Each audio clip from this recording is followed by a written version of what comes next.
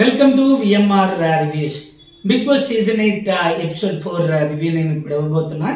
Nomination process complete అయింది.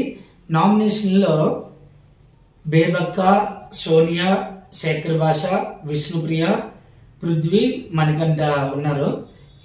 వీళ్ళు nominate అయ్యారు. చూద్దాం ప్రేక్షకులు ఎవరికి ఎక్కువ ఓట్లు వేస్తారో, ఎవరిని ఎలిమినేట్ చేస్తారో వెయిట్ చేద్దాం.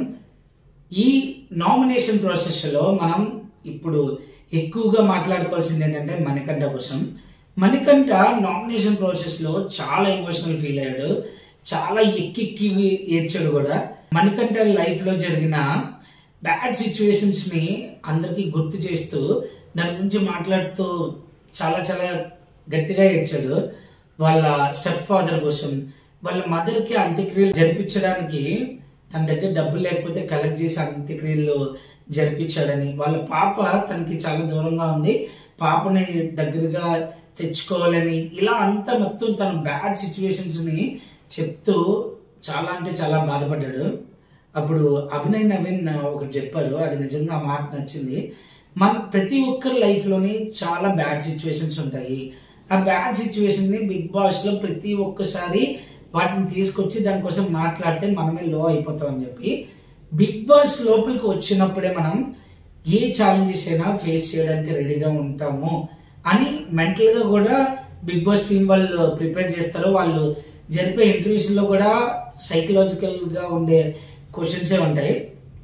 సో ఇలా ఉన్నప్పుడు మీరు బిగ్ బాస్ లోకి ఎంటర్ అయిన తర్వాత మరలా అవే బ్యాడ్ సిచ్యువేషన్ గుర్తు చేస్తూ, నేను ఇప్పుడు నామినేషన్ లో ఉన్నా, నేను బయటకు వెళ్ళిపోతే నా సిచ్యువేషన్ ఏంటో, ఇలా అని తనకున్న బాధని కానీ బ్యాడ్ సిచ్యువేషన్ కానీ కంటెస్టెంట్స్ ముందును కానీ లేకపోతే ప్రేక్షకుల ముందు కానీ పెడితే అతనికి ఉన్న ఇంపార్టెన్స్ తగ్గిపోద్ది. ఎందుకంటే ఈ రోజుల్లో మన బాధ ఎవరికైనా చెప్తే అంత మెచ్యూర్డ్ గా తీసుకునే వాళ్ళు చాలా తక్కువగా ఉన్నారు.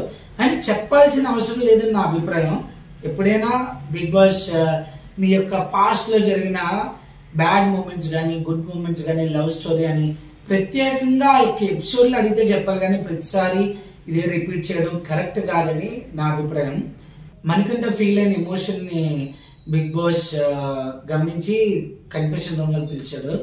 ఏంటి, ఏం జరుగుతుంది, అంతా ఓకేనా అని అడిగినప్పుడు మన మణికంఠ ఏమన్నా అంటే, బిగ్ బాస్ నేను చాలా ఎమోషనల్ గా ఫీల్ అయిపోతున్నా, నేను హ్యాండిల్ చేయలేకపోతున్నా, చాలా ఇబ్బందిగా ఉందని బిగ్ బాస్ కి చెప్తుంటే బిగ్ బాస్ అన్నాడు, నీ లైఫ్ లోనే చాలా హర్డిల్స్ చూసావు, ఇది కూడా అలాంటిదే, ఛాలెంజ్ లాంటిది. ఈ ఛాలెంజ్ తీసుకొని ముందుకు వెళ్తూ ఉండు, ఎమోషనల్ గా ఫీల్ అయ్యి లో అవ్వకు, గేమ్ లో వెనకబడతావు అని చెప్పి ధైర్యం చెప్పాడు.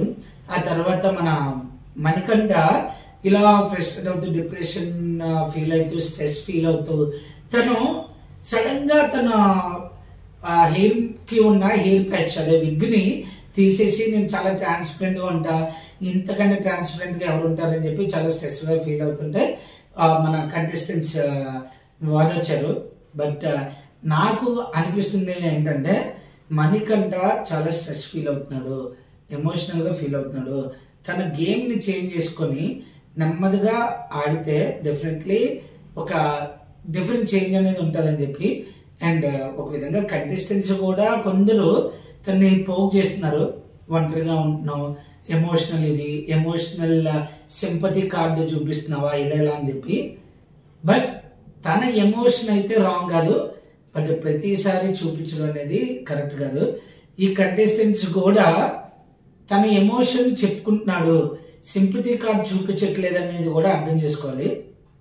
చూద్దాం నెక్స్ట్ ఎపిసోడ్ నుంచి మణికంఠ అయితే ఈ ఎమోషనల్ అనేది నేను మళ్ళీ తీసుకురాను, ఇది రిపీట్ చేయను అని చెప్పాడు. చూద్దాం ఎలా ఏ చేంజ్ అనేది వస్తుందని చెప్పి. నెక్స్ట్ ఏంటంటే ఎస్మిని చూస్తే శోభానే గుర్తొస్తుంది.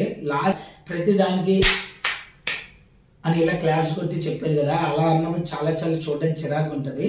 ఎస్మి కూడా చీఫ్ గా ఉండి కంటెస్టెంట్లు నామినేషన్ అయిన తర్వాత మాట్లాడాలనే ఆలోచన ఉండట్లేదు. ప్రతి దాంట్లోనే తను ఇంటర్ఫీర్ అయ్యి ఇలా క్లాప్స్ కొట్టుకుంటూ చాలా చూడడానికి చిరాగ్గా అనిపిస్తుంది. బేబక్క ఏం చెప్పిందంటే, బేబక్క నామినేషన్ లో నబీల్ని నామినేట్ చేసేటప్పుడు నబీల్కి ఏం చెప్పిందంటే, నువ్వు అంతా మంచిగా అంతా వర్క్ చేసిన అంతా ఫైన్, బట్ ఎప్పుడైతే క్వశ్చన్ చేయాలి అన్నప్పుడు నువ్వు క్వశ్చన్ చేయట్లేదు, నీలా పవర్ ఉంది, ఆ పవర్ తీసుకురాలేదు అని చెప్పి నామినేట్ చేసింది.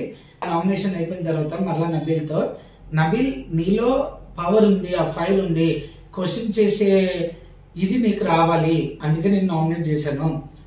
సో నువ్వు నాకు థ్యాంక్స్ చెప్పాలి, ఎందుకనంటే ప్రేక్షకులు నీలో ఉన్న పవర్ని చూడాలి, అది వాళ్ళకి కావాలి అని చెప్పి చెప్పింది. ఇది బిగ్ బాస్ ఎపిసోడ్ 4 రివ్యూ.